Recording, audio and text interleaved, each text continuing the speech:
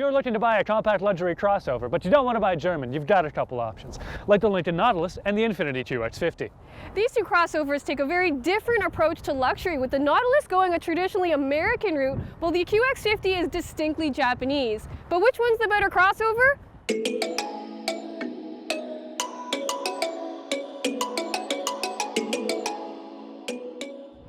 Starting off with style, these two crossovers are really attractive, and I actually kind of prefer them to some of their German competition. So although the Nautilus is a little bit bigger than the QX50, they actually compete in the same segment.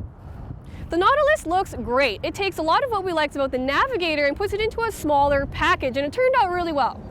The Infiniti QX50, I like the way it uses its soft curves and stronger proportions instead of what the Germans are doing with just big grills and angles everywhere. Under the Infiniti's hood, we have the 2-liter VC turbo engine. Now, VC turbo means variable compression. That means that it can either be a really big, powerful engine or a teeny tiny little efficient engine. That means that this engine gets 268 horsepower and 280 pound-feet of torque and is more powerful than the Lincoln's 4-cylinder despite returning 3 miles per gallon more. But the Lincoln that we have here has the 3.7-liter V6. It returns 355 horsepower and 380 pound-feet of torque. But for all that extra power, you do only get 21 miles per gallon, which honestly isn't great. The QX50's interior is gorgeous, and it's honestly one of the highlights of this car. I think it's one of the best interiors in its segment. Not only is it visually interesting and well built, but the different textures they use in here really class it up. I love all the swoopy lines in here and the quilted leather seats, but the combination of this chocolate brown leather, this matte ash wood trim, and this teal suede is so pretty. It looks like a modern interior and not one that's 10 years old like in the Nautilus. Also, it looks nothing like a Nissan in here, which is great. However, it is not all good in here. I'm not a huge fan of this 2-screen infotainment setup. It ends up being more confusing than helpful, although it is good that they are both touchscreens. I also needed to mention that the QX50 doesn't have Apple CarPlay or Android Auto, which these days is a huge no-no. The whole system is pretty slow and it looks very dated, which is a shame because this car is brand new. There's also some important tech missing, and I pretty much expect every luxury car these days to have wireless phone charging, and yet this Infiniti doesn't have it. The QX50 is also smaller than the Nautilus, but it doesn't feel that much smaller from the inside. Passenger room feels just as comfortable in both crossovers, though the Lincoln does have more cargo room. Now, I actually think that the Lincoln Nautilus is one of the best looking crossovers on the road, bar none. But I always get so disappointed when I'm inside it because it's so classic Lincoln. Now, it's like this jacket. This is a classic jacket with a nice cut, but imagine if I was wearing a shirt kind of like this one underneath. It's just, it doesn't live up to the exterior, and it's a little disappointing. It's got cheap, plasticky, rubbery leather instead of the Infiniti's nice stuff. It's got this really bad wood trim. I know that beauty is more than skin deep, but in a luxury car, I'm not sure that it is. Luxury is all about how it makes you feel, and this makes you feel like you're in a town car 10 years ago going to the airport.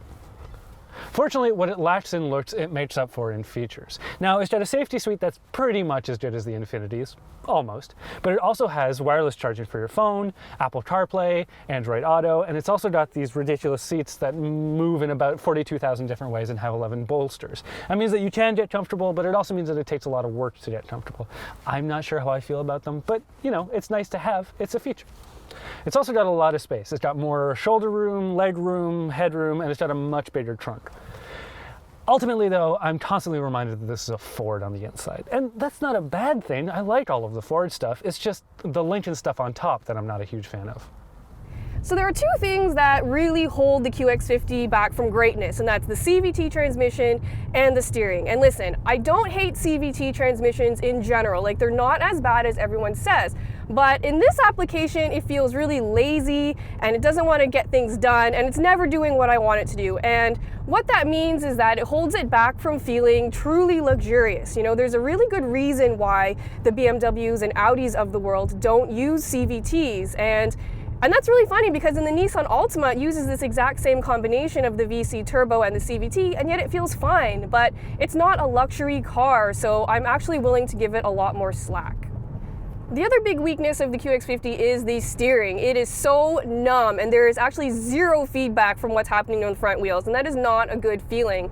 And on the highway, it gets even worse because then you're bobbing around in your lane, and putting it in sport mode doesn't even help. It actually makes it worse. So it's really a shame that the engine is being so held back by that CVT, because the VC turbo is actually great. It's smooth and powerful, and it's still fuel efficient. So it's really a shame that Infiniti didn't do a better job with picking the right transmission.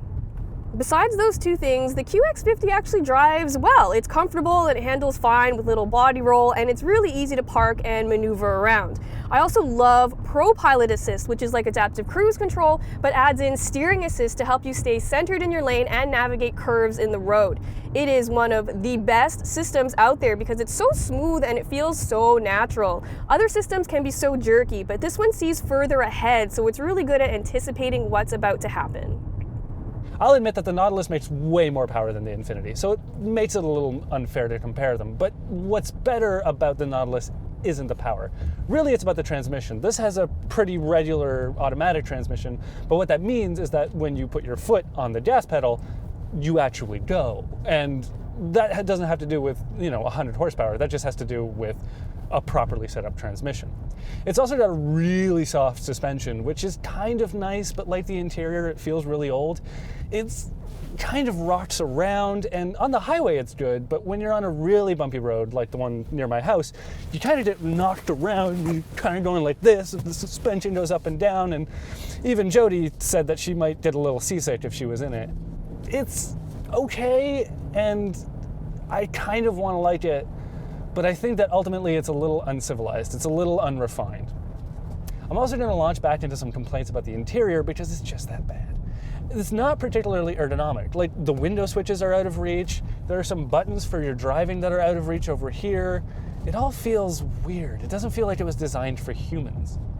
Ultimately, I don't actually hate the way this car drives, but it's not perfect. Then again, neither is the Infiniti. Apart from that, I don't actually hate the way this car drives. It feels like a much bigger car than it is, but then again, it gets the fuel economy of a much bigger car too.